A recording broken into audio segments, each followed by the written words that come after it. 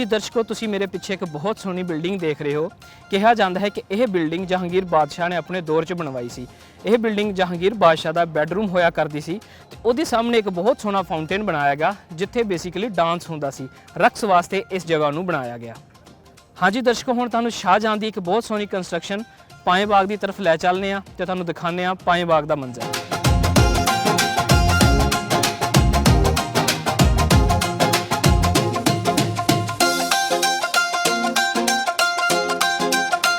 हाँ जी दर्शकों, पिछे सब तो पहले असी अकबर की कंस्ट्रक्शन नूं देखिया, फिर बादशाह जहांगीर की कंस्ट्रक्शन नूं देखिया। इस समय जिथों मैं लंघ रहा ये ख्वाबगाह शाहजहां की।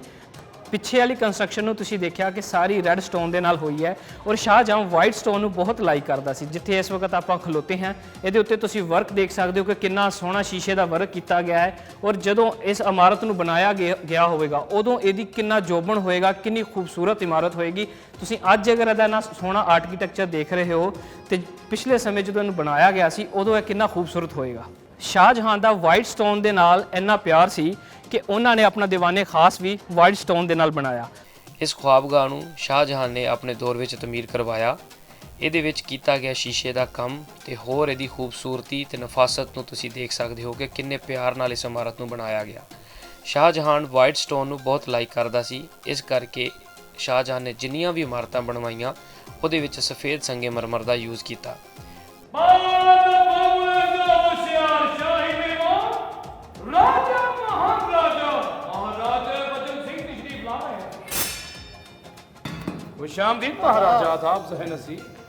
हाँ जी दर्शकों, तुसी मेरे सामने एक बहुत सोहना फाउंटेन देख रहे हो।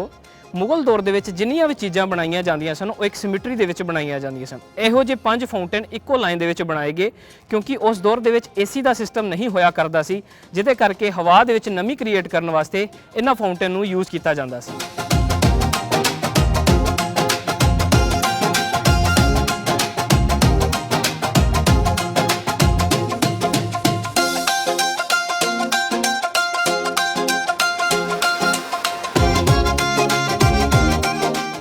हाँ जी दर्शकों, हुण तुसी मेरे सामने एक बहुत सोहनी पेंटिंग देख रहे हो। इनू फ्रेस्को पेंटिंग कहते हैं, जिहड़ी कि ऑर्गेनिक कलर नाल बनाई जाती है। इत्थे तुसी क्लीयरली देख सकते हो कि इत्थे महाराजा रणजीत कहा जाता है कि महाराजा रणजीत सिंह की फोटो है और अपनी वाइफ माई मोरा वाली दे नाल बैठ के क्वालिटी टाइम बतीत कर रहे हैं।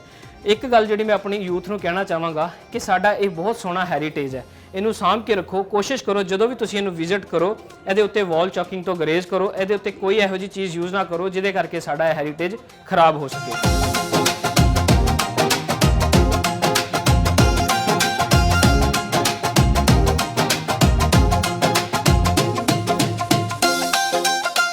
हाँ जी दर्शकों, इस समय मैं मौजूद हाँ पाए बाग दे विच। पाए बाग वो जगह है जिहड़ी सिर्फ औरतों वास्ते मखसूस की गई सी। इत्थे अगर कोई मर्द आंदा सी ते ओहदा सिर कलम कर दिता जांदा सी और औरतों की सिक्योरिटी परपज़ वास्ते इत्थे ट्रांसजेंडर नूं हायर किया जांदा सी। हाँ जी दर्शकों, हुण मैं इंटर हो रहा रॉयल बाथरूम दे विच। इत्थे दोनों तरह की फैसिलिटीज़ मौजूद सन। उस समय दे विच स्टीम बाथ भी इत्थे मौजूद सी ते कोल्ड बाथ भी। तुसीं देख सकते हो कि कितना सोहना आर्कीटैक्चर उस समय दे विच बनाया गया है शाही किले का।